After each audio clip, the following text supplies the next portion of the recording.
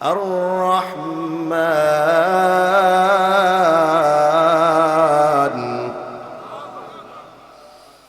আর রহমান আল্লামাল কুরআন খলাকাল ইনসান।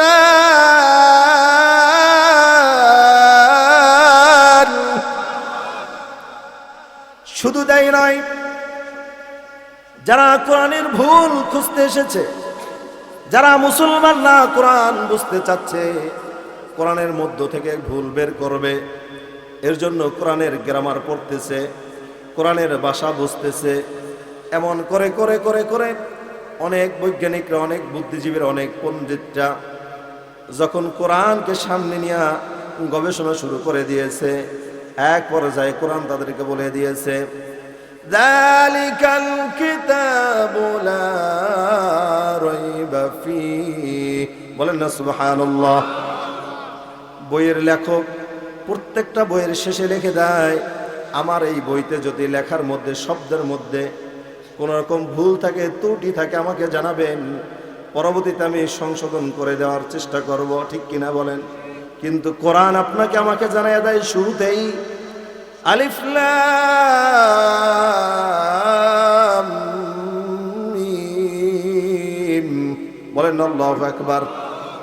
এক শ্রেণীর মানুষ বের হইছে, তারা আমাদেরকে আপনাদেরকে জানাইতেছে কোরআন না বুঝিয়া পড়লে কোনো ফায়দা নাই। বলেন নাউজুবিল্লাহ। এটা একটা ধোঁকা। এটা কি বলেন?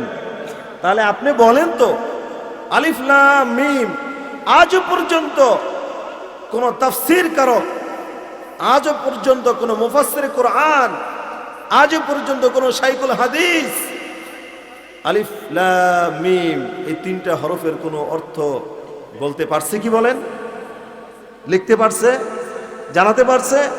বরং তারা বলছেন এটাই আল্লাহ এটার অর্থ ভালো জানেন, রাসূল বলেছেন এটা আল্লাহই ভালো জানেন। তাহলে বোঝা গেল কোরআন পড়তে গিয়া শুরুতেই আপনি আমি না বুঝে পড়তেছি। ঠিক কিনা বলেন? কিন্তু তারপরও সওয়াব হচ্ছে কি হচ্ছে নাই? প্রত্যেকটা হরফে 10টা করে নাকি আছে না নাই?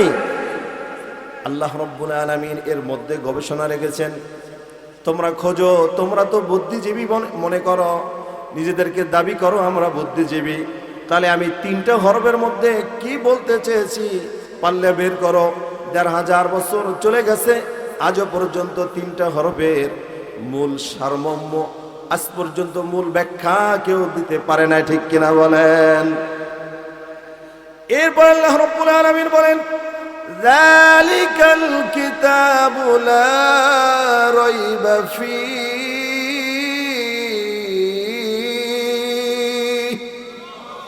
এই কোরআনের মধ্যে কোনো ভুল নাই, কোরআনের মধ্যে কোনো সন্দেহ নাই। হে পাঠক, হে তেলাওয়াতকারী, তুমি যে কোরআন তেলাওয়াত শুরু করবা, তেলাওয়াতের শুরুতেই আমি আল্লাহ তোমাকে জানাই দিয়েছি।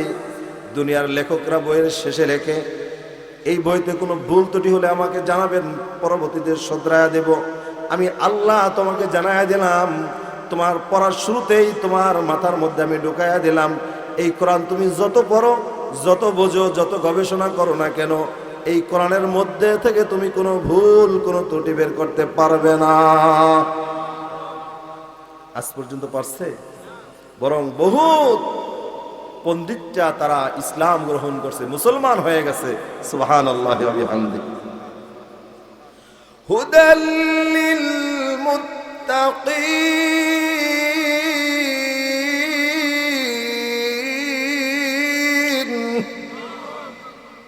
আল্লাহ রাব্বুল আলামিন বলেন, হুদাল লিল মুত্তাকিন, এটা মুত্তাকিদের জন্য পথ প্রদর্শক।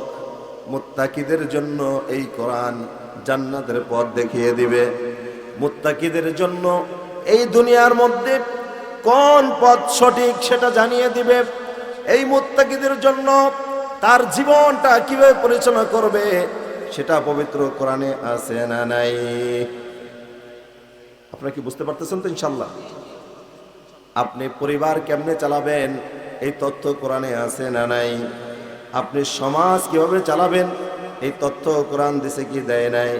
আপনি রাষ্ট্র কিভাবে চালাবেন এটা কোরআনে আছে না নাই?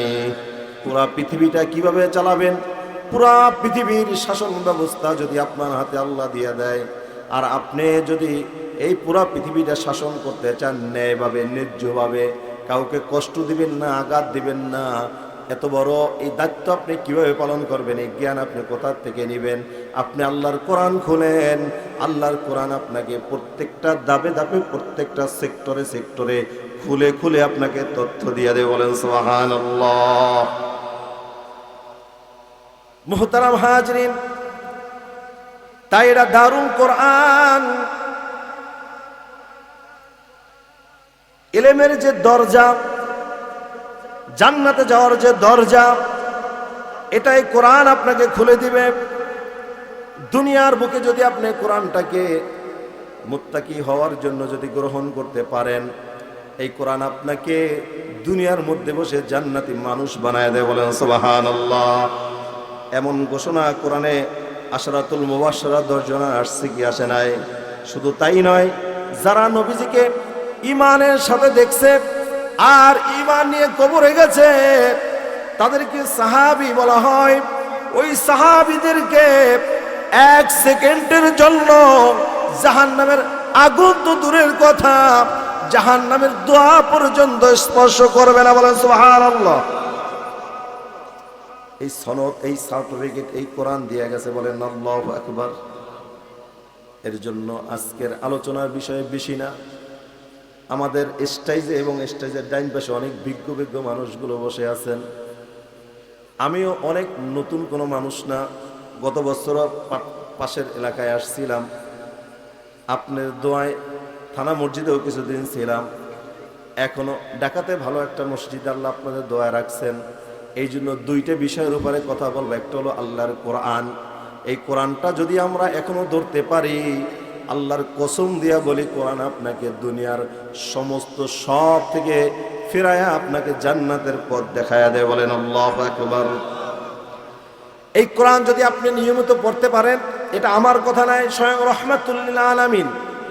আমি প্রথমেই বলছিলাম যে আমরা কিছু আমল এখান থেকে নিয়ে যাব, মনে থাকবো তো ইনশাল্লাহ। 1 নম্বর মেসেজ আপনাদেরকে দিচ্ছি, একটু শোনেন। স্বয়ং রাহমাতুল লিল আলামিন হযরত আলী রাদিয়াল্লাহু তাআলা আনহুকে ডাকলেন, আলী এদিকে আসো, আমি কি তোমাকে এমন একটা আমলের কথা বলবো যে আমল তোমার জীবনের সেরা হয়ে থাকবে? হযরত আলী রাদিয়াল্লাহু তাআলা খুশি হয়ে গেলেন। ইয়া রাসূলুল্লাহ, ইয়া হাবিবাল্লাহ, এটা কি না চায়, অবশ্যই আপনি আমাকে বলুন। রাহমাতুল লিল আলামিন বলে, ওগো আলী, প্রতিদিন রাত্রটা তুমি 1 খতম কোরআন তেলাওয়াত করো। তোমার জীবনের প্রতিটা রাত্রটাকে তুমি 1টা খতম কোরআন তেলাওয়াত না করে তুমি ঘুমায়ও না। হযরত আলী রাদিয়াল্লাহু তাআলা আশ্চর্য হয়ে গেলেন। আমাদের সমাজে, আমাদের ব্যবস্থাপনায় এখন ম্যাক্সিমাম জায়গা 8:15-তে জামাত হয়, ঠিক কিনা? 8:30টার মধ্যে নামাজ শেষ।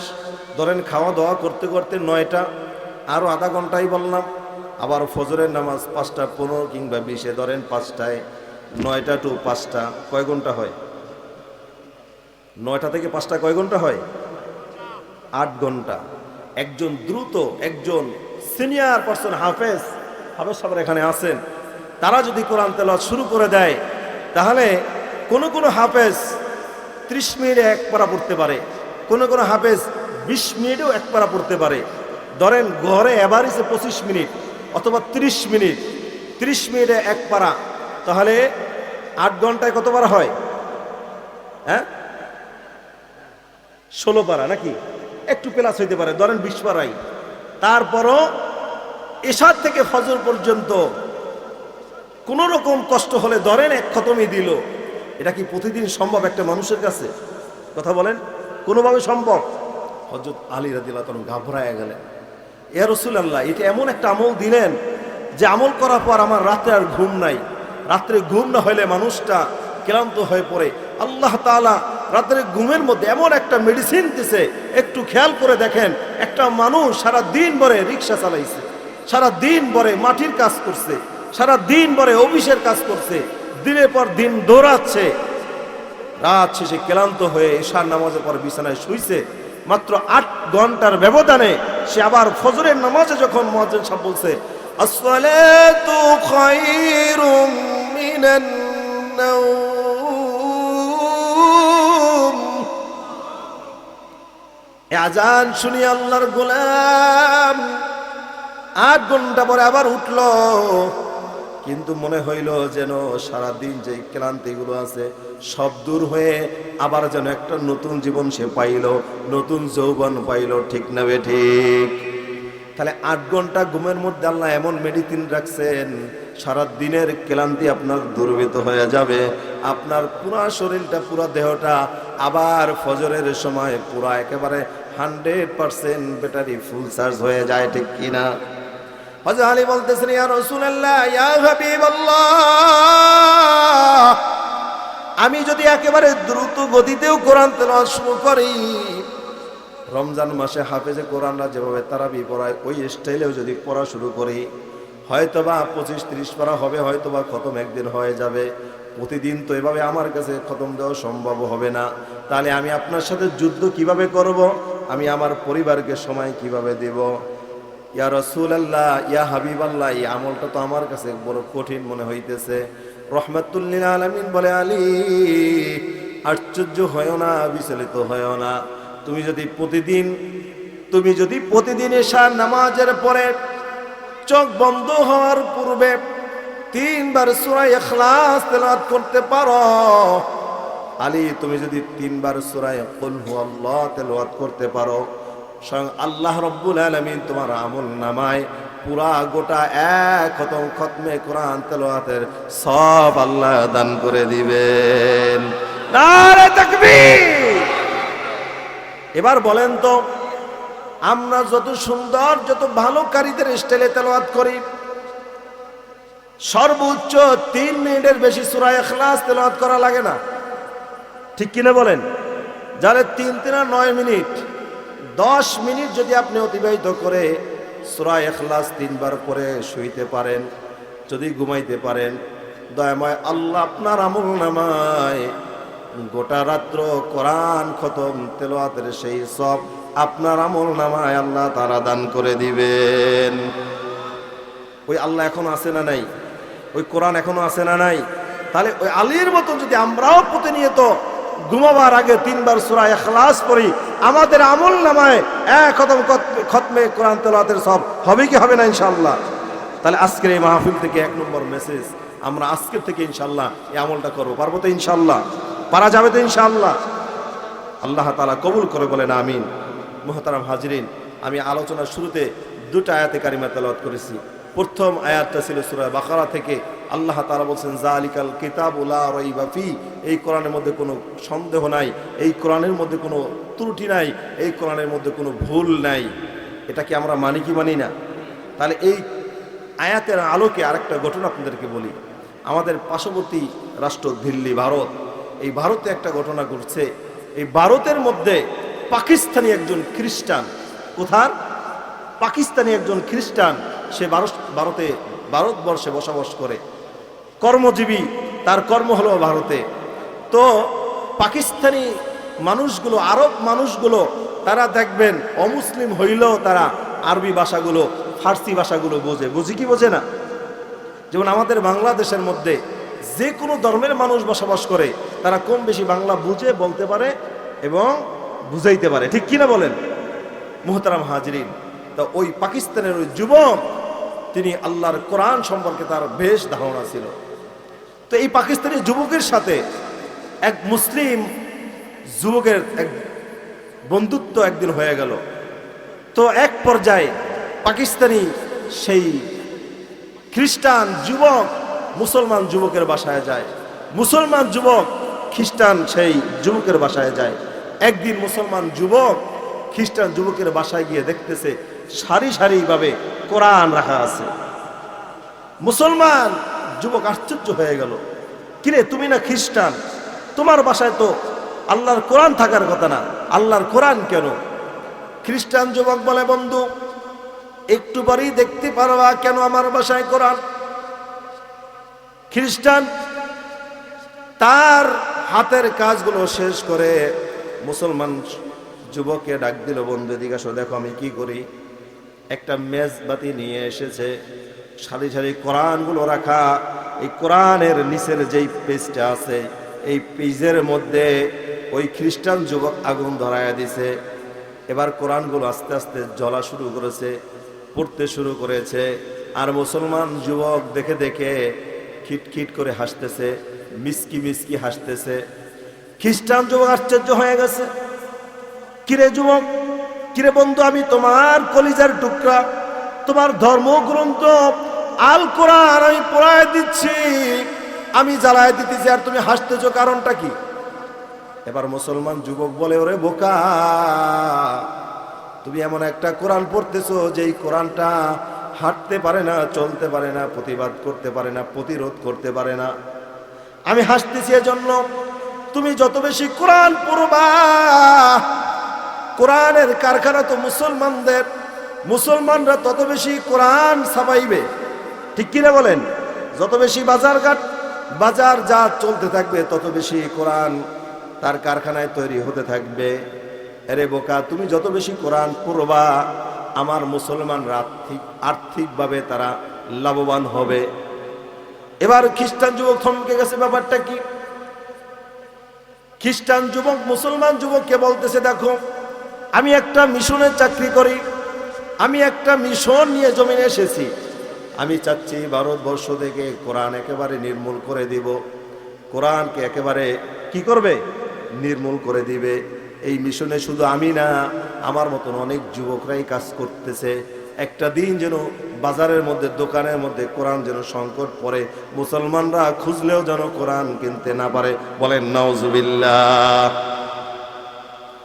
মুসলমান যুবক মিসকি মিসকি হাসতেছে আর বলতেছে, ওরে বোকা, তুমি যেই কোরআন পড়তেছো, এই কোরআন হাঁটতে পারে না, চলতে পারে না, কথা বলতে পারে না, প্রতিবাদ করতে পারে না, কিন্তু আমার কাছে এমন কোরআন আছে যেই কোরআন হাঁটতে পারে, কথা বলতে পারে, প্রতিরোধ করতে পারে। বলেন আল্লাহু আকবার।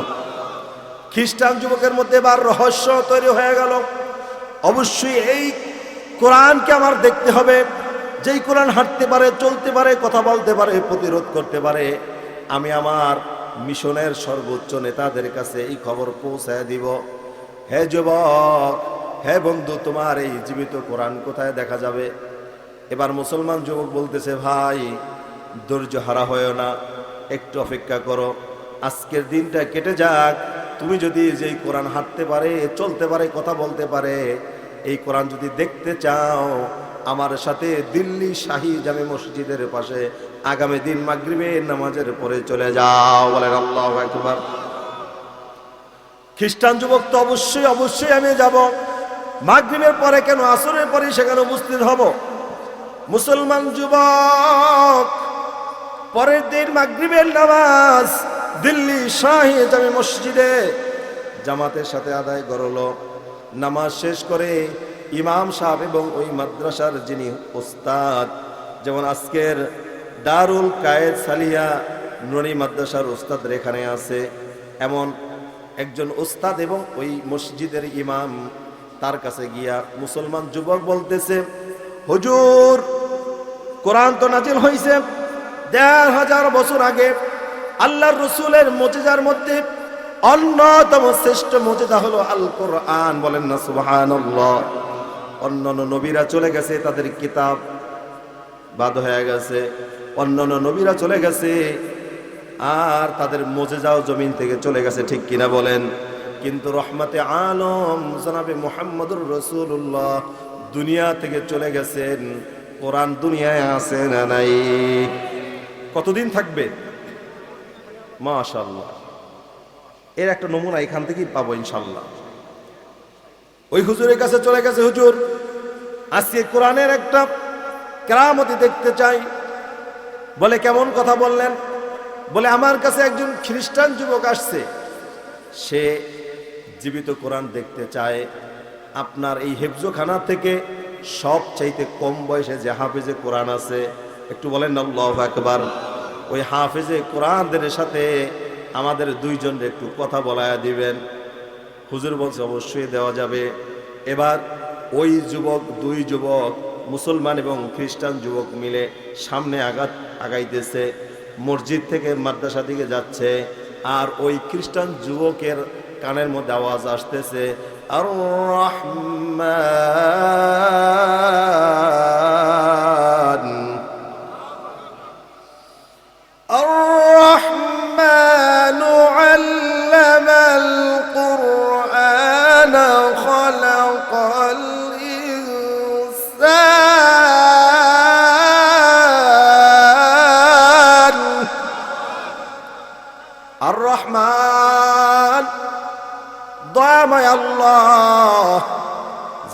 আপনাকে আমাকে সৃষ্টি করেছেন, যে আল্লাহ চাঁদ সূর্য সৃষ্টি করেছেন, যে আল্লাহ আসমান, এত বড় আসমানটা দেখেন, এই ছোট্ট একটা সামিয়ানা কতগুলো বাঁশ লাগছে, কতগুলো খুঁটি লাগছে, ঠিক কিনা বলেন? যদি পাশের খুঁটিগুলো সরায়া দেন, এই সামিয়াটা একদিক খেলে যাবে। অথচ এত বড় বিশাল আসমান, বাংলাদেশে না, ইন্ডিয়া না, ভারতে না, জাপানে না, কুয়েতে না, আপনি পৃথিবীর যেই কোনো দেশে যান না কেন, ওই কোনো দেশে আপনি আসমানের খুঁটি কি খুঁজে পাবেন কি বলেন? তাহলে কেমনে সম্ভব? এত বড় আসমান, একটা খুঁটিও নাই। অবশ্যই তো ফিলিস্তিনে মনে হয় আছে, নাকি ইরানে আছে না? নাই। আল্লাহু আকবার। পুরা পৃথিবীর আপনি যেখানে যান না কেন, আসমান ঝুলে আছে, এমন একটা খুঁটি পাওয়া যাবে না। আল্লাহ তাআলা সূরা আর রহমানে সেটাই বলতেছে, আর রহমান, আমি দয়াময় আল্লাহ, আল্লামাল কুরআন, আমি আল্লাহ তোমাদেরকে দান করেছি কোরআন, আমি আল্লাহ তোমাকে শিখাইছি কোরআন। বলেন সুবহানাল্লাহ। এই খ্রিস্টান যুবক তার কানে যাচ্ছে, এইখানে ছোট্ট ছোট্ট তলবে ইলমরা হাফেজে কোরআন তেলাওয়াত করতেছে, আমি আল্লাহ তোমাদেরকে কোরআন দান করেছি। বলেন সুবহানাল্লাহ। এর মধ্যেই মাদ্রাসার মধ্যে আগমন করলো খ্রিস্টান যুবক, দেখতেছে আহ কত সুন্দর রহমতের চেহারা, তাকাইলেই মায়া লাগে, আছে না নাই? হেফজখানা গিয়ে দেখছেন না, তাকাইলেই মনে হয় ফেরেশতা, আল্লাহর ফেরেশতা জমিনে আসছে। বলেন না সুবহানাল্লাহ।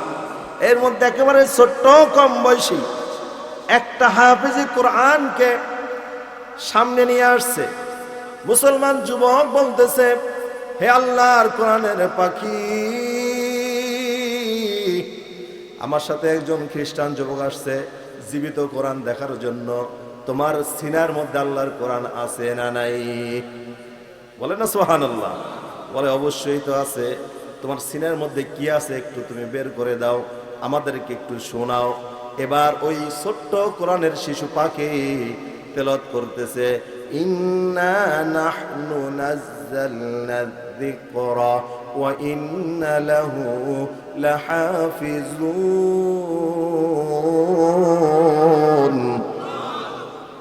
ইন্না, নিশ্চয়ই, আল্লাহ তাগিদ দিয়ে বলতেছেন, নিশ্চয়ই। আমাদের সভাপতি স্যারে, আমাদের বাড়ি স্যারে যদি আপনাকে বলে আপনার বাসা আমার বাসা আপনার দাওয়াত, এটি তো যথেষ্ট নাকি?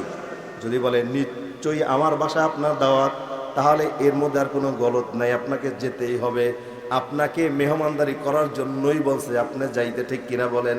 তো আল্লাহ বলতেছেন, ইন্না, নিশ্চয়ই, নাহনু নাযালনা যিকরা, আমি আল্লাহ কোরআন নাজিল করেছি জমিনে, আর ওয়া ইন্না লাহু লাহাফিজুন, এই কোরআন কিয়ামত পর্যন্ত জমিনে রাখার দায়িত্ব নিয়েছি আমি আল্লাহ। এবার ওই ছোট্ট কোরআনের পাখির জবানে এমন কথা যুবক শুনে তার চোখ থেকে ধর ধর ধর ধর করে পানি ছেড়ে দিয়েছে। মুসলমান যুবক বলতেছে, ও ভাই, ও বন্ধু আমার, তুমি কাঁদছো কেন? তোমার চোখ থেকে পানি বের হচ্ছে কেন? বলে, আমি জানি না কেন আমার চোখ থেকে পানি আসছে, আমি তো এতটুকুই বুঝি যে এই কোরআন হেফাজত করার দায়িত্ব আল্লাহ নেছে, এমন মিশন আমি কেন, পুরা পৃথিবীর মানুষ সবাই অংশগ্রহণ করলো, এই জমিন থেকে আল্লাহর কোরআন বিদায় করা সম্ভব না। বলেন সুবহানাল্লাহ। আপনি দুনিয়ার সমস্ত কাগজের কোরআনগুলো যদি আপনি দুনিয়ার থেকে যদি তুলে নিয়ে নেন, এই দুনিয়ার মধ্যে কত হাফিজরা আছে, তাদের সিনার মধ্যে আল্লাহর কোরআন আছে না নাই? আহারে, কাল কিয়ামতের ময়দানে আল্লাহ রাব্বুল আলামিন আপনাকে আমাকে প্রশ্ন করবে, গোলাম, আমি আল্লাহ তোমাকে আমানতদারি হিসাবে দুইটা চোখ দিয়েছিলাম, এই চক্ষু দুইটা তুমি কোন কোন দিক তাকাইছো? এই চক্ষু দিয়া তুমি জমিনে গিয়া কি কি জিনিস দেখেছো? আমি যেটাকে দেখা হারাম করেছি সেইটা তুমি দেখছো কিনা? যেটাকে দেখা তোমার জন্য ফরজ করেছি সেইটা তুমি দেখছো কিনা? বলেন না সুবহানাল্লাহ। এবার হারাম কি? আমার মেয়েটা অন্য ছাড়া এখান থেকে যাচ্ছে, উদাহরণ, আপনার ছেলেটা অথবা আপনার চোখ তার দিকে দেওয়া হারাম। এই মেয়েটা যদি আমার হয়, মেয়েটা দাউস, সে একা জাহান্নামে যাবে না, আমাকে নিয়ে জাহান্নামে যাবে। বলেন নাউজুবিল্লাহ। এইতে আমি যত বড় মুফাসসির হই, যত বড় বক্তা হই, কোনো কাজে আসবে না। বুঝতে পারছেন তো ইনশাআল্লাহ? মুহতারাম হাজিরিন, এবার ওই যুবক চোখের পানি ছেড়ে ছেড়ে বলতেছে, আমি তো কাঁদি না, কে যেন আমাকে কাঁদায়। যুবক বলতেছে, যেই কোরআন হেফাজতকারীর দায়িত্ব আল্লাহ নিয়েছে, এই মিশনে পুরা পৃথিবীর মানুষ লাগলেও এটা জমিন থেকে কোনোভাবে কোরআন বিদায় নেওয়া সম্ভব না। বলেন না সুবহানাল্লাহ। এই জমিনে কত অন্ধ হাফেজ আছে যারা চোখে দেখে না কিন্তু কোরআন বলতে পারে, আছে না নাই? কিয়ামতের ময়দান আল্লাহ রাব্বুল আলামিন যখন প্রশ্ন করবেন, ও আব্দুর রহিম, ও আব্দুল করিম, আমি আল্লাহ অনেককে চক্ষু দেই নাই, এই জন্য তার স্থান রাস্তার মোড়ে মোড়ে বাঁকায় বাঁকায় বাজারে দাঁড়ায় দাঁড়ায় বলে, আল্লাহর হস্তে আমি অন্ধকে সাহায্য করেন। আর আমি আল্লাহ তোমাকে এই দুইটা চক্ষু দান করেছি, এই চক্ষু দিয়া ওরে যুবক, তুমি যুবতীর দিকে তাকাইছো কেন? এর হিসাব দাও, কে কে দিতে পারবো বলেন? সম্ভব কি বলেন? অথচ এই চোখ দিয়ে আল্লাহ তাআলা কোরআন দেখার জন্য আল্লাহ তাআলা ফরজ করে দিয়েছিলেন। আমরা কয়জন এই চোখ দিয়ে কোরআন দেখি? ঠিক কিনা বলেন? আমরা কয়জন হাত তুলতে পারবো আজকে ফজরের নামাজের পরে আমার বাসায় কোরআন তেলাওয়াত হয়েছে? কয়জনে বলতে পারবো? আমরা কয়জন হাত তুলতে পারবো আজকের মাগরিবের নামাজের পরে আমার ঘরে কোরআন তেলাওয়াত হয়েছে? কয়জনে বলতে পারবো বলেন? অথচ আপনারা এখানে যারা মুরব্বীরা আছেন, আপনাদের ছোট্ট বয়সে আপনাদের ঘর থেকে রাস্তা থেকে হাঁটলে, রাস্তার থেকে হাঁটার সময় ঘরের থেকে কোরআনের আওয়াজ আসছিল কি আসছিল না? ছিল কি না? ওই সময় শান্তিতে ভরপুর ছিল। আজকে রাস্তাঘাট পাকা, কত আধুনিক, কিন্তু মানুষের জীবনের মধ্যে শান্তি নাই। কারণ একটা, আমরা কোরআন থেকে অনেক দূরে চলে গেছি। এবার খ্রিস্টান যুবক বলে, যেই দায়িত্ব আল্লাহ নিয়েছে, এর বন্ধু আমি আর এই মিশনের সদস্য হতে চাই না, আমাকে এখন এই কালিমা পড়ায় মুসলমান বানায় দাও। লা ইলাহা ইল্লাল্লাহু মুহাম্মাদুর রাসূলুল্লাহ সাল্লাল্লাহু আলাইহি ওয়াসাল্লাম। মুহতারাম হাজিরের জন্য কিয়ামত পর্যন্ত, যতদিন পর্যন্ত এই দুনিয়া থাকবে, ততদিন পর্যন্ত এই জমিনের মধ্যে কোরআন কে রাখবে? জোরে বলেন আল্লাহ। এতে কোনো সন্দেহ আছে? এবার আপনি আমি যদি কোরআনকে বন্ধু বানাইতে পারি, আল্লাহ রাব্বুল আলামিন বলেন, হুদাল লিল মুত্তাকিন,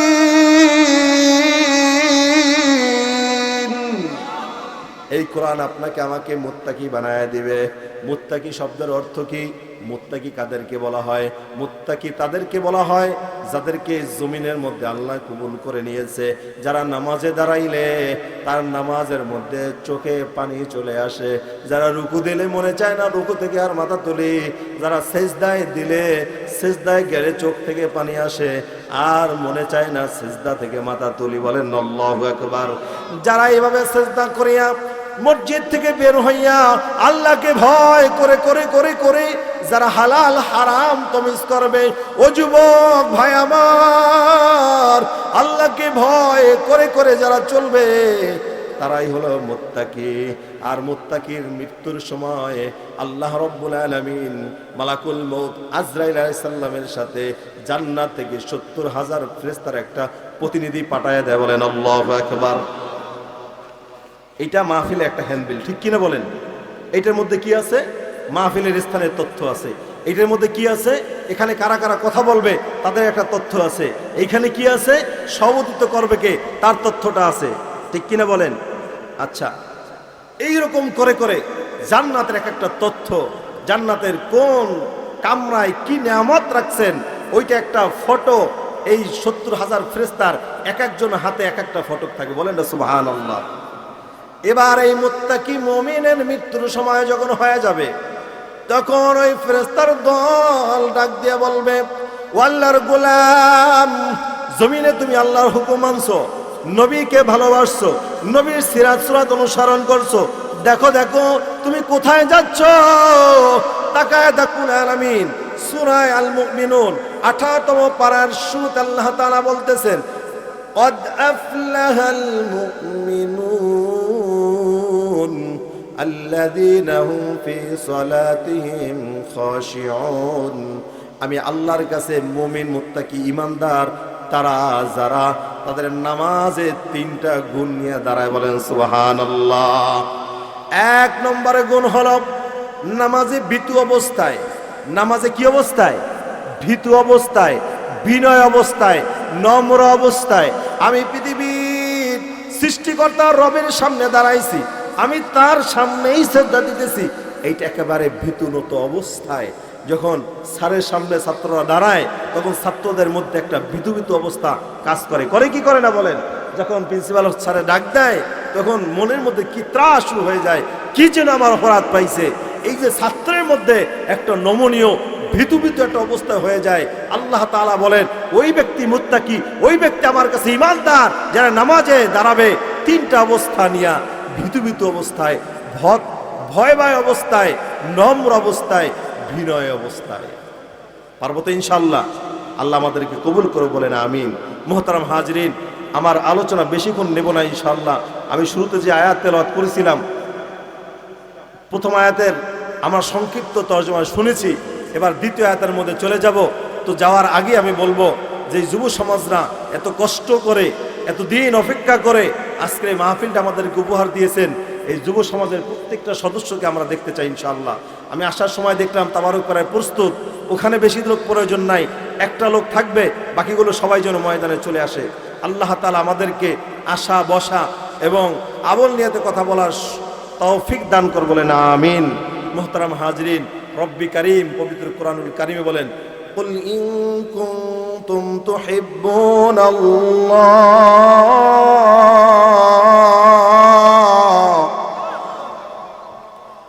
কুল ইন কুনতুম তুহিব্বুনাল্লাহ। আল্লাহ রাব্বুল আলামিন বলেন হে নবী, আল্লাহ বলতেছেন কাকে? নবীকে। হে নবী ফাত্তাবিউনি ইউহিব্বুকুমুল্লাহ, আমি আল্লাহকে যদি কেউ ভালোবাসতে চায় তবে সে যেন আপনি নবীর অনুসরণ অনুকরণ করে বলেন সুবহানাল্লাহ। আমি আল্লাহকে যদি কেউ ভালোবাসতে চায় সেজন্য আপনি নবীর কি করে? অনুসরণ অনুকরণ যেন করে। আপনার অনুসরণ অনুকরণ করলেই আমি আল্লাহর ভালোবাসা তারা পেয়ে যাবে বলেন সুবহানাল্লাহ। বর্তমান প্রধানমন্ত্রীর কাছে যদি আপনি সরাসরি দেখা করতে চান পারবেন কি বলেন? সুযোগ আছে? সরাসরি সুযোগ আছে? প্রিন্সিপাল মহোদয়ের কাছে যদি আপনি যান দেখা করার জন্য, সরাসরি আপনি কি যেতে পারবেন? সামনে একজন দারোয়ান থাকে কি থাকে না, তার কাছে আপনার পরিচয় দিবেন, আপনি যাবেন কি যাবেন না, সে তাকে গিয়ে বলবে আপনার সাথে একজন দেখা করতে আসছি, এই ফটোগ্রাফার এই ব্যক্তি, সে যদি অনুমতি দেয় তবে আমি দেখা করতে পারবো, ঠিক কিনা বলেন?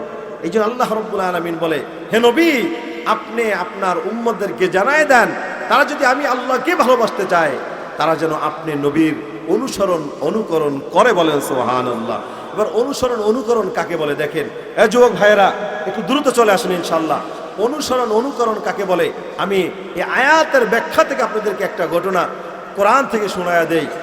আল্লাহ রসুল রহমতুল্লাহ আলামিন যখন তায়েফে যাচ্ছেন, যাওয়ার সময় তার সফর সঙ্গী ছিলেন হযরত যায়েদ রাদিয়াল্লাহু তাআলা আনহু। কে ছিলেন? হযরত যায়েদ রাদিয়াল্লাহু তাআলা আনহু। যখন নবীজি তায়েফে যাবেন, যাওয়ার মুহূর্তে তায়েফের যে মুরব্বীরা যারা ছিল, যারা মূর্তি পূজকরা ছিল, তারা যুবকদেরকে ডাক দিয়েছে, হে যুবকরা এদিকে আসো। সবাই উপস্থিত হয়েছে। মুরব্বীরা আপনাদেরকে কেন ডাকছেন? বলে দেখো আমাদের এই নগরীর মধ্যে একজন পাগল আসতেছে, যার নাম হলো মুহাম্মদ। জোরে বলবেন না নাউজুবিল্লাহ। তায়েফের মুরব্বীরা যুবকদেরকে লাগায় দিছে, আমাদের তায়েফের মধ্যে একজন পাগল আসতেছে যার নাম মুহাম্মদ। বলেন না নাউজুবিল্লাহ। এই মুহাম্মদকে তোমরা প্রতিহত করো, প্রতিরোধ করো। তায়েফের যুবকরা নবীকে চিনতে পারে নাই মুরব্বীদের কথা শুনিয়াই। নবীজি যখন তায়েফে ঢোকা শুরু করেছে, এমন সময় দূর থেকে তায়েফের যুবকরা হাতের মধ্যে পাথর নিয়ে দাঁড়ায় গেছে, আর পাথর নিক্ষেপ করবে এমন সময় হযরত যায়েদ রাদিয়াল্লাহু তাআলা আনহু সামনে দাঁড়ায় গেছেন। হযরত যায়েদ রাদিয়াল্লাহু তাআলা আনহু বলতেছেন, হে তায়েফবাসীরা, তোমরা আমাদেরকে প্রতিহত কেন করতেছো? বলে দেখো, আমাদের মুরব্বীরা বলতেছে আমাদের মাঝে একজন পাগল মুহাম্মদ আসতেছে। আমাদের এই জমিনের মধ্যে, আমাদের এই গ্রামের মধ্যে, আমাদের এই দেশের মধ্যে আমরা কোনো পাগলের স্থান দিতে চাই না। বলেন নাউজুবিল্লাহ। হযরত যায়েদ রাদিয়াল্লাহু তাআলা আনহু বলেন, আমরা যদি তোমাদের বাধা উপেক্ষা না করি, আমরা যদি সামনে যেতে চাই, এবার যুবকরা বললে আমরা বৃষ্টির মতন পাথর নিক্ষেপ করব। হযরত যায়েদ রাদিয়াল্লাহু তাআলা বুকটা পাতিয়া দিলেন, হ্যাঁ তায়েফের যুবকরা, তোমাদের হাতে যত পাথর আছে সব আমি যায়েদের বুকে তোমরা মারো। পাথর মেরে মেরে আমি যায়েদের বুকটা ঝাঁঝরা করে দাও, তবু আমি যায়েদ নবীর গায়ে একটা ফুলের আঘাত সহ্য করতে পারবো না। বলেন সুবহানাল্লাহ। যুবকরা বলতেছে, যায়েদ তুমি সাইডে চলে যাও, তোমার সাথে আমাদের কোনো শত্রুতা নাই। আমরা তোমাকে বারণ করতে আসি নাই, তোমাকে পাথর মারতে আসি নাই, আমরা ওই পাগল মুহাম্মদকে প্রতিরোধ করবো। বলেন নাউজুবিল্লাহ। হযরত যায়েদ চিৎকার দিয়ে বলতেছে, ও তায়েফের যুবকরা, আজকে তোমরা যাকে পাগল বলতেছো, মূলত একদিন তার হাতে হাউজে কাউসারের পানি পান করার জন্য তোমরা পাগলের বেশে ছোটাছুটি করতে থাকবে। বলেন আল্লাহু আকবার। কাল কিয়ামতের ময়দানে, এই কঠিন মুসিবতের সময়, এই ময়দানটা কেমন কঠিন হবে, আল্লাহ রাব্বুল আলামিন সূরা ফাতিহার ৩য় নম্বর আয়াতে বলেন, মালিকি ইয়াউমিদ্দিন। জোরে বলেন আল্লাহু আকবার। কিয়ামত দিবসের মালিক কে? আল্লাহ তাআলা বলতেছেন, কিয়ামত দিবসের মালিক আমি আল্লাহ। আজকে 9,13,00,000 মাইল উপরে বসে সূর্য তাপ দেওয়া শুরু করেছে। এই তাপ পেয়ে দেখেন যে জমিনের মধ্যে বসে আছেন, এই জমিনটা ফেটে ফেটে চৌচিন্ন হয়ে গেছে। আল্লাহ তাআলা ওই দিনকে সূর্যটাকে বলবেন, ও সূর্যের রক্ষিতা ফেরেশতা, আজকে 9,13,00,000 মাইল দূরে নয়, আমার নাফরমানদের মাথার 1 হাত উপরে সূর্যটা নিয়ে আসো। বলেন নাউজুবিল্লাহ। 70,000 রহমতের ফেরেশতারা সূর্যের উপরে পানি ঢালতেছেন, এরপর তাপটা কিন্তু নিয়ন্ত্রণ হয় না। আজকে সকালবেলাও আমরা কিন্তু এই তাপটা আমরা সহ্য করতে পারি না, ঠিক কিনা বলেন? এসির মধ্যে গিয়েও কিন্তু শান্তি পাওয়া যায় না।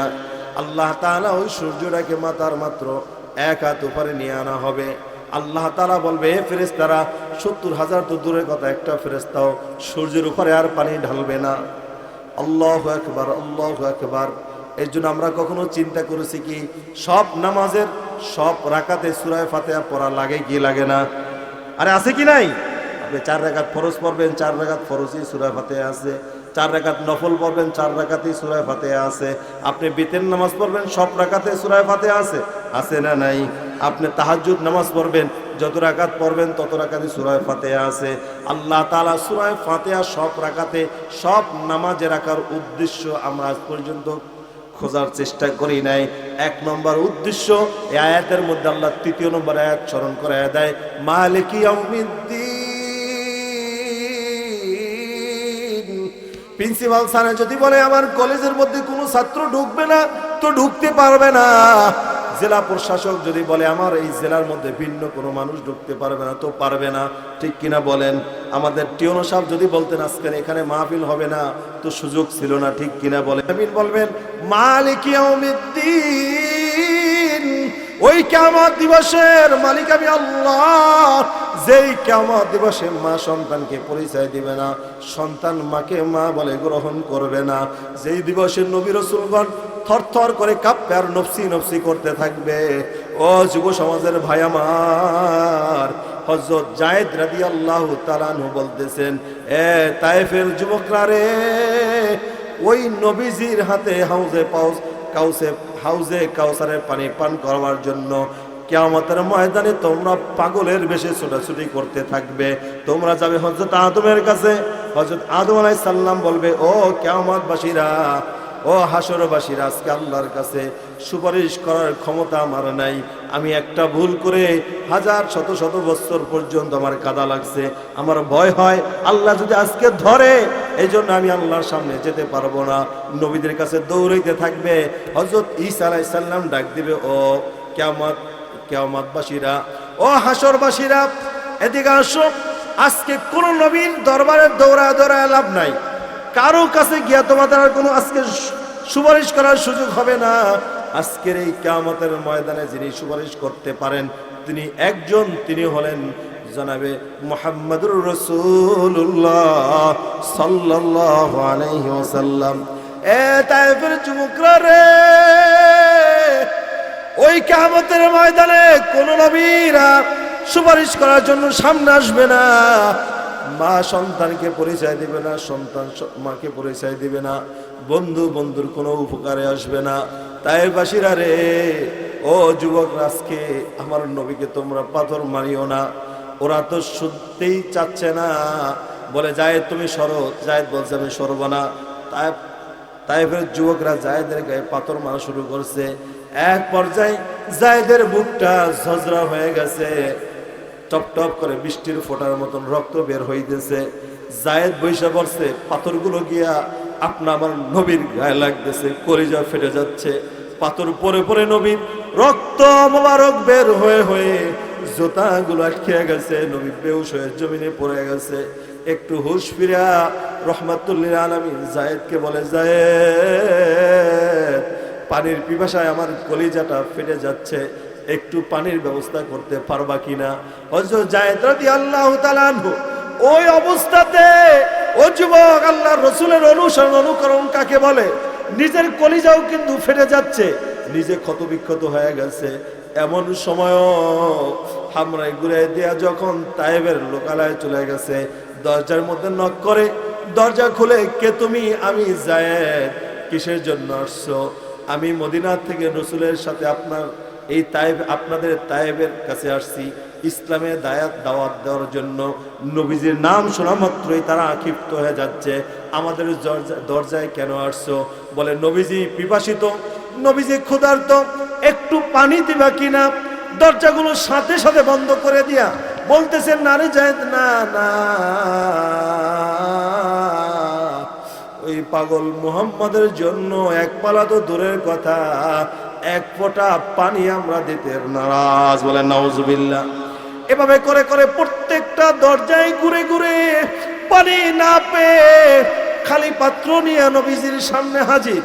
নবীজি বলতেছে, জায়েদ দাও পানির পাত্রটা দাও, আমি একটু পানি পান করে নেই, আমার কলিজা শুকায় যাচ্ছে। জায়েদ রাদিয়াল্লাহু তাআলা চোখের পানি ছেড়ে ছেড়ে বলতেছে, ইয়া রাসূলুল্লাহ, ইয়া হাবিবাল্লাহ, নিষ্ঠুর তায়েফবাসীরা আপনাকে এক পেলা পানি দেওয়ার জন্য তারা কেউ রাজি হয় নাই। ইয়া রাসূলুল্লাহ, ইয়া হাবিবাল্লাহ, আমি আপনার জন্য পানির ব্যবস্থা করতে পারি নাই। আল্লাহ রাসূল বলতেছে, জায়েদ, ওই যে একটা রাখালের দল দেখা যায়, বকরিগুলো দেখা যায়, একটু যাও দেখো ওখান থেকে একটু দুধ এনে দিতে পারো কিনা।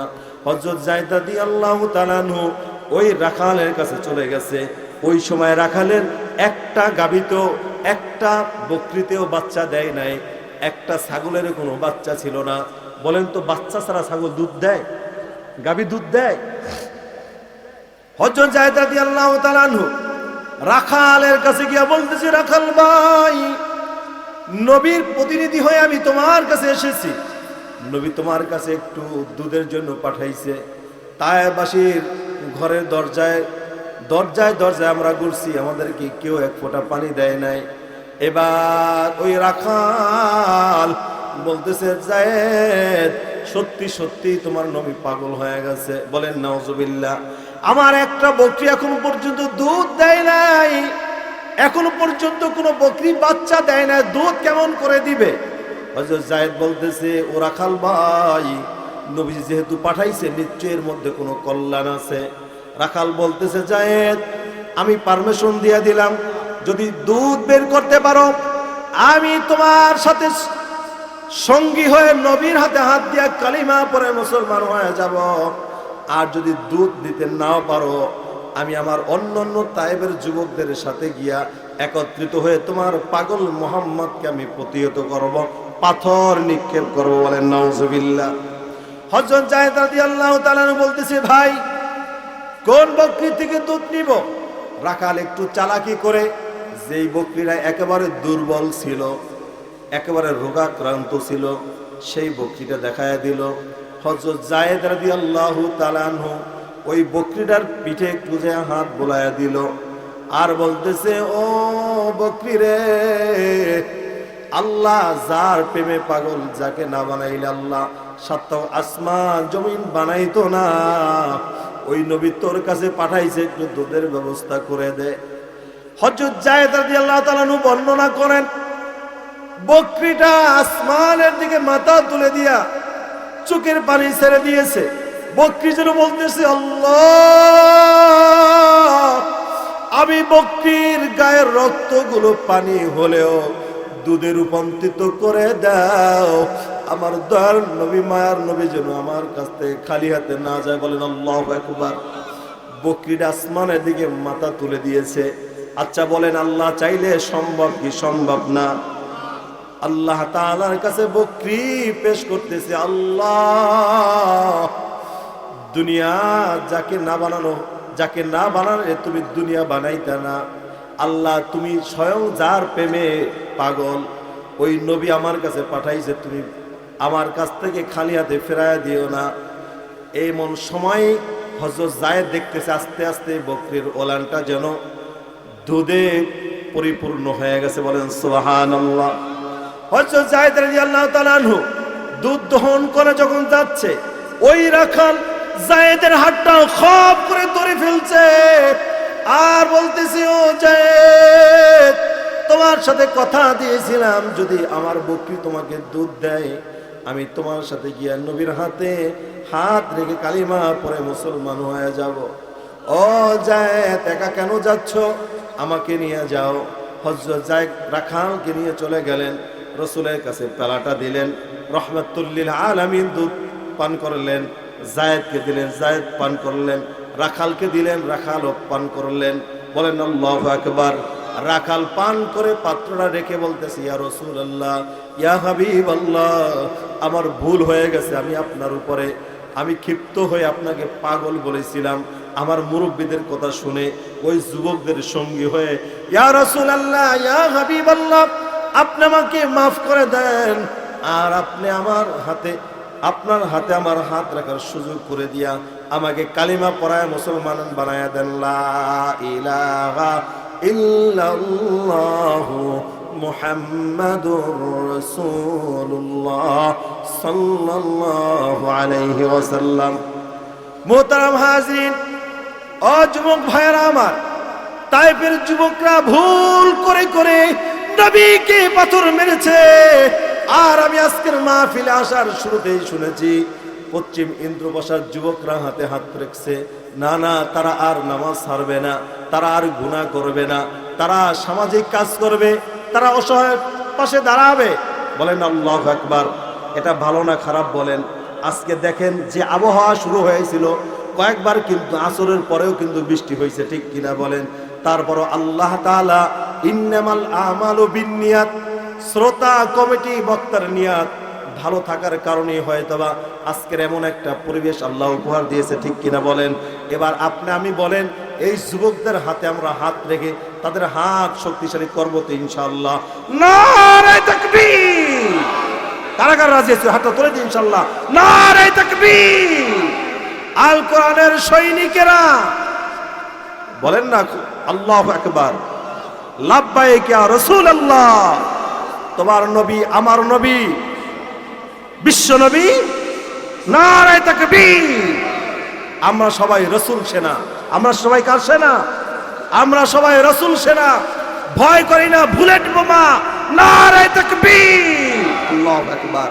এই প্রেম ভালোবাসা নিয়ে যদি কবরে যেতে পারি, আল্লাহর কসম দিয়ে বলি, এই কবর রাসূল স্বয়ং নিজের হাত দিয়ে দেখাইছে, নাফরমানের জন্য কবরটা সংকলন হয়ে যাবে, আর মুত্তাকির জন্য এই কবরের মাটিটা চিৎকার দিয়ে বলবে, জমিনের বুকে যত মানুষ আমার উপরে বিচরণ করেছিল, ওই মানুষগুলোর মধ্যে তুমি আমার কাছে প্রিয় ছিলে, তুমি আল্লাহর মাহবুব ছিলে। আজকে তোমার এই সম্মানে আমি কবর প্রশস্ত হয়ে গেলাম। ডানে তার নজর যতদূর যায়, বামে তার নজর যতদূর যায়, সামনে তার নজর যতদূর যায়, পিছনে তার নজর যতদূর যায়, অতদূর পর্যন্ত কবরটা সামনে পিছনে ডানে ভাবে প্রশস্ত হয়ে যাবে। বলেন আল্লাহু আকবার। আল্লাহ পারে কি পারে না? পারে কি পারে না? আপনি আমি একটা মায়ের পেটের মধ্যে ছিলাম, এটা কি সম্ভব? এটাকে মানুষকে যদি বোঝানো হয় যে আমি এই মায়ের পেট থেকে আসছি, কোনো মানুষ এটা বিশ্বাস করার মতো বলেন? কিন্তু এটাই তো সত্য, ঠিক কিনা? তো আল্লাহ যদি এত ছোট্ট একটা জায়গার মধ্যে আপনা আমার মতো এমন একটা অস্তিত্ব আল্লাহ দিতে পারে, ঠিক কবরের মাটিটাকে আল্লাহ তাআলা এমন প্রশস্ত করতে পারে কি পারে না? এই বিশ্বাস আমাদের আছে তো ইনশাআল্লাহ।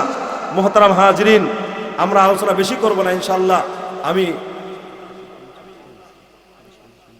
আচ্ছা মাশাআল্লাহ, তো আমরা শুনবো তো ইনশাআল্লাহ।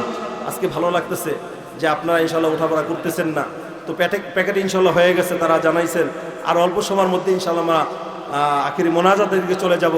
যে যুবকরা এত সুন্দর কষ্ট করে এই আয়োজনটা দিয়েছেন, যে রব আমাদেরকে শেষ পর্যন্ত আমাদেরকে কবুল করেছেন, ওই রবের দরবারে আমরা একটু চোখের পানি নিয়ে এখান থেকে বিদায় হব, পারবো তো ইনশাআল্লাহ? আল্লাহ আমাদের কবুল করে বলেন আমিন। মুহতারাম হাজরিন, আপনাদেরকে আর কি বলবো, আর কি বা বুঝাবো? দেখেন, একটা কথা আমরা একটু বোঝার চেষ্টা করি। আল্লাহ রসুল বলছেন, হুব্বুদ দুনিয়া রাসু কুল্লি খতিয়া, দুনিয়ার মোহাব্বত সমস্ত গুনাহের মূল।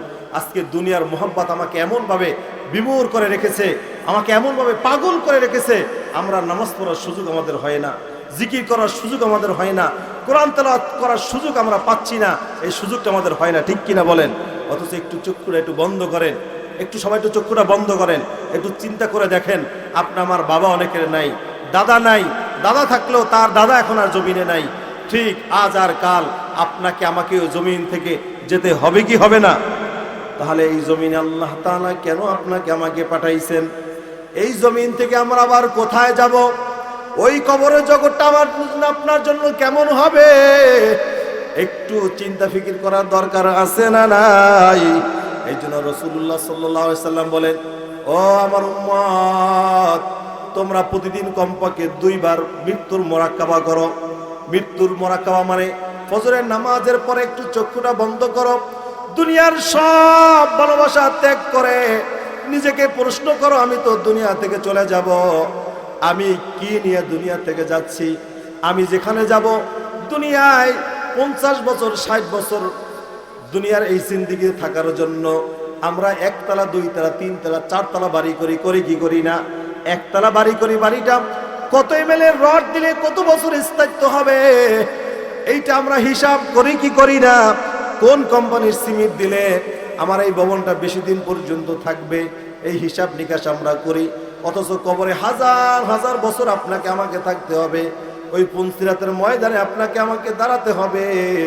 ওই কবরের জন্য, মিজানের জন্য, হাসরের ময়দানের জন্য আমরা কি অর্জন করেছি, এটা চিন্তা করার দরকার আছে না নাই?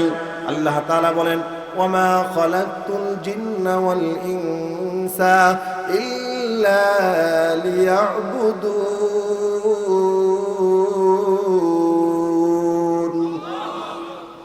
ওয়ামা খালাকতুল জিন্না ওয়াল ইনসা, আল্লাহ তাআলা বলেন, আমি জিন আর ইনসানকে সৃষ্টি করেছি। জিন আর ইনসানকে, জিন তো বোঝেন নাকি, যাদেরকে আমরা দেখি না। ইনসান অর্থ মানুষ, যাদের সাথে আমরা চলাফেরা করি, ওঠা বসা করি। আল্লাহ তাআলা বলতেছেন, ওমা খালাকতুল জিন্না ওয়াল ইনসা, আমি আল্লাহ জিন আর ইনসানকে সৃষ্টি করেছি ইল্লা লিয়াবুদুন, শুধুমাত্র কেবলমাত্র একমাত্র আমি আল্লাহ তাআলার ইবাদত বন্দেগী করার জন্য। বলেন আল্লাহু আকবার। আমরা কি ইবাদত বন্দেগীর মধ্যে আছি? আমরা কি নামাজটা ইবাদতের মধ্যে গণ্য করতে পারছি? আমরা কি কোরআন তেলাওয়াতটা ইবাদতের মধ্যে গণ্য করতে পারছি? আমরা কি যাকাতটা ইবাদতের মধ্যে গণ্য করতে পারছি? বলেন, এটা কি আমাদের সম্ভব হচ্ছে? মুহতারাম হাজরিন, তা আমি এই দুনিয়া একদিন ছিলাম না, আবার একদিন আমি এই দুনিয়ায় থাকবো না। কোথা থেকে আসলাম, কোথায় এবার আমরা চলে যাব, এটার পরিকল্পনা করা দরকার আছে না নাই? এই জন্য মুহতারাম হাজরিন, হ্যাঁ যুবক সমাজের ভাইরা আমার, একটু দ্রুত চলে আসেন ইনশাআল্লাহ। আমরা এই মাহফিলের জন্য, এলাকাবাসীর জন্য কি দিলাম, নিজেরা কি নিলাম, এটা চিন্তা করার বিষয় আছে না নাই? ইনশাআল্লাহ আমরা আজকের এই মাহফিল থেকে তওবা করে আমরা এই মাহফিল থেকে আজকে নিয়াত করব, ইনশাআল্লাহ আর আমাদের এই যৌবন যতদিন থাকবে, এই দেহের মধ্যে যতক্ষণ পর্যন্ত এক বিন্দু পরিমাণ রক্তের কণা থাকবে, ততক্ষণ পর্যন্ত আমরা তা'মুরুনা বিল মারুফ ওয়া তানহাউনা আনিল মুনকারের দায়িত্ব পালন করব। পারবো তো ইনশাআল্লাহ? তা'মুরুনা বিল মারুফ ওয়া তানহাউনা আনিল মুনকার। আল্লাহ তাআলা কোরআনে বলতেছেন, তোমরা সৎ কাজে আদেশ দাও, অসৎ কাজে তোমরা নিষেধ করো। আজকে আমাদের সমাজের মধ্যে সৎ কাজের আদেশ কমে গেছে, অসৎ কাজের নির্দেশ কমে গেছে, ঠিক কিনা বলেন? এই জন্য সমাজের মধ্যে কত হানাহানি, কত মারামারি, কত পারাপারি চলতেছে। এই জন্য ইনশাআল্লাহ আমরা সৎ কাজে আদেশ দেব তো ইনশাআল্লাহ। কারা কারা দেব? নারায়ে তাকবীর। মুহতারাম হাজিরিন, কুল ইন কুনতুম তুহিব্বুনাল্লাহ ফাত্তাবিউনি ইউহিব্বুকুমুল্লাহ। আল্লাহ রাব্বুল আলামিন বললেন, যদি আমি আল্লাহকে তোমরা ভালোবাসতে চাও তবে তোমরা যেন নবীর অনুকরণ করো। আল্লাহুম্মা আমিন। রব্বানা যালামনা আনফুসানা ওয়া ইন লাম তাগফির লানা ওয়া তারহামনা লানাকুনান্না মিনাল খাসিরিন। রব্বানা ইয়া রব্বানা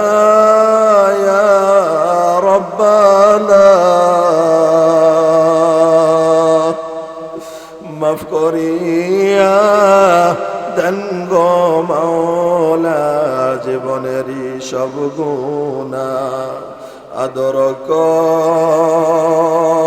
করিয়া বান্দালা বানায়া কেমনে দিবেন জাহান্নামে ফেলিয়া বান্দা যখন জাহান্নামে জ্বলিবে রহমান রহিম কেমনে সহিবে। আয় আল্লাহ,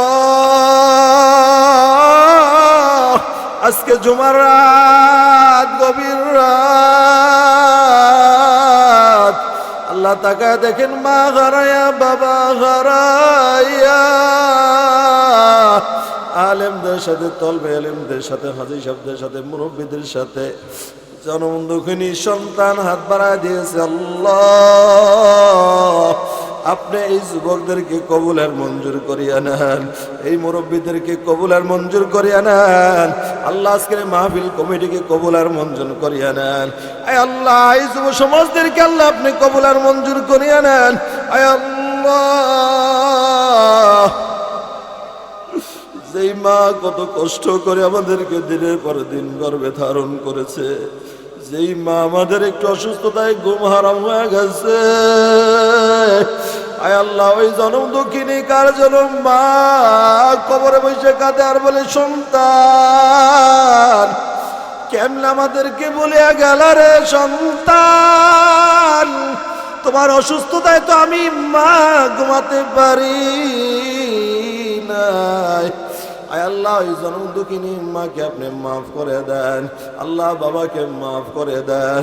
আয় আল্লাহ, আমার মতন যার মা বেঁচে আছে, যার বাবা বেঁচে আছে, হায়াত তৈয়বা দান করিয়া দেন ইয়া রাব্বাল আলামিন। আয় আল্লাহ, মোহাম্মদ দেলোয়ার খান ভাই আল্লাহ অসুস্থ, আল্লাহ এই মাহফিলের একজন লড়াকু সৈনিক, আল্লাহ তাকে শেফায়ে কামেলা আজরা দান করিয়া দেন। আয় আল্লাহ, রুবেল ভাই সহ আল্লাহ এই সমাজের, আল্লাহ এই যুব সমাজের ৭৪ জন যুবক আজকের মাহফিল আয়োজন করেছে, আল্লাহ তাদেরকে আপনি কবুল আর মঞ্জুর করিয়া নেন। আয় আল্লাহ, আমার বন্ধুবার এলাকার কীর্তি সন্তান মাওলানা হাসিবকে আল্লাহ আপনি কবুল আর মঞ্জুর করিয়া নেন। আল্লাহ তার পরিবার পরিজনদেরকে আপনি কবুল আর মঞ্জুর করিয়া নেন। আয় আল্লাহ, আমাদের বাড়ি স্যারকে কবুল করিয়া নেন। আয় আল্লাহ, আমাদের সভাপতি স্যারকে আপনি কবুল আর মঞ্জুর করিয়া নেন।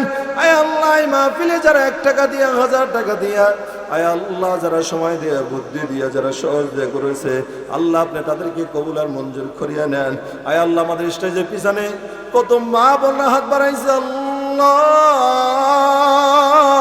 প্রত্যেকটা মাকে আপনি হাফেজে কোরআনের মা হিসাবে কবুল করিয়ে নেন, আলেমের মা হিসাবে কবুল করিয়ে নেন, ইমাম খতিবদের মা হিসাবে কবুল আর মঞ্জুর করিয়ে নেন ইয়া রাব্বাল আলামিন। আল্লাহ এই পশ্চিম ইন্দ্রভাষা খানবাড়িকে কবুল করিয়ে নেন, দারুল কায়েদ সালিয়া নুরানি মাদ্রাসাকে আপনি কবুল আর মঞ্জুর করিয়ে নেন।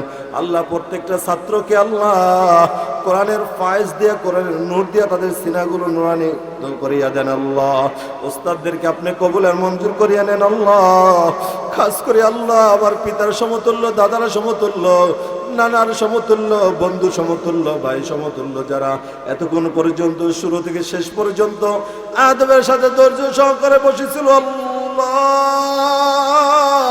আমি মুসাফির হিসাবে বলে যাই, আল্লাহ আপনি তাদেরকে কবুল আর মঞ্জুর করে নেন। আয় আল্লাহ এই মাহফিলকে কিয়ামত পর্যন্ত আল্লাহ আপনি কবুল করিয়া নেন। আজকে 40 বছর পূর্ণ হয়ে গেল আল্লাহ। বিগত 39 বছর যারা মাহফিলটাকে শ্রম দিয়া, বুদ্ধি দিয়া যারা প্রতিষ্ঠা করে গেছে, আল্লাহ আপনি তাদেরকেও কবুল আর মঞ্জুর করিয়া নেন। আয় আল্লাহ যুবক ভাইরা ওয়াদা করেছে নামাজ পড়বে, সমাজের মধ্যে দিন প্রতিষ্ঠা করবে। আয় আল্লাহ অন্যায় কাজে বাধা দেবে। আল্লাহ রুবেল ভাই সহকারে আল্লাহ 74 জন যুবককে আপনার হাতে সুপর্দ করে দিলাম, আল্লাহ আপনি তাদেরকে কবুল আর মঞ্জুর করিয়া নেন। আল্লাহ এই যুবকদের মধ্যে যার মা নাই, যার বাবা নাই, তাদের কবরগুলো জান্নাতের ফুল বাগিচা বানায়া দেন। যার মা বাবা বেঁচে আছে হায়াতে তৈয়বা দান করিয়া দেন। আল্লাহ সুস্থতার সাথে আল্লাহ তাদের হায়াতের মধ্যে বারাকা দান করিয়া দেন। আয় আল্লাহ ইয়া রাব্বাল আলামিন, আয় আল্লাহ মৃত্যু তো একদিন আসবেই, মৃত্যুরা যেন আপনার কদমে সেজদারত অবস্থায় হয়। হে মালিক যৌবন থাকা অবস্থায় বারংবার মক্কা মদিনায় সফর করার তৌফিক দান করিয়ে দেন। নবীজির রওজার কিনারে দাঁড়াইয়া প্রাণ উজাড় করে সালাম দেওয়ার ব্যবস্থা করে দেন। আল্লাহ ইয়া রাব্বাল আলামিন, আল্লাহ জীবনে কত কিছুই তো স্বপ্ন দেখলাম, জীবনে আল্লাহ একটিবারের জন্য হলেও দয়ার নবী মায়ার নবীকে স্বপ্ন দেখে আমাদের সবাইকে দেখার সুনসিব দান করিয়া দেন। আল্লাহ দক্ষিণবঙ্গটা আল্লাহ কায়সা হুজুরের মাটি, আল্লাহ সরমনাই কুতুবদের মাটি, শর্ষিনা হুজুরদের আল্লাহ কুতুবদের মাটি, আল্লাহ এই দরবারগুলোকে কেন্দ্র করে এই ইন্দ্রভাষার জমিনটাকে কোরআনের জমিন হিসাবে আল্লাহ কবুল আর মঞ্জুর করিয়া নেন। আল্লাহ প্রত্যেকটা যুবকদেরকে ইসলামের সৈনিক ধারক বাহক হিসাবে কবুল করিয়া নেন। আয় আল্লাহ যে সকল মুরব্বীর আল্লাহ এদের সামনে পিছনে ডানে বামে গিয়া মাহফিলকে আল্লাহ আঞ্জাম দিয়েছে, এই মুরব্বীদেরকে কবুল করিয়া নেন। সুবহান রাব্বিকা রাব্বিল ইজ্জাতি আম্মা ইয়াসিফুন ওয়া সালামুন আলাল মুরসালিন ওয়ালহামদুলিল্লাহি রাব্বিল আলামিন।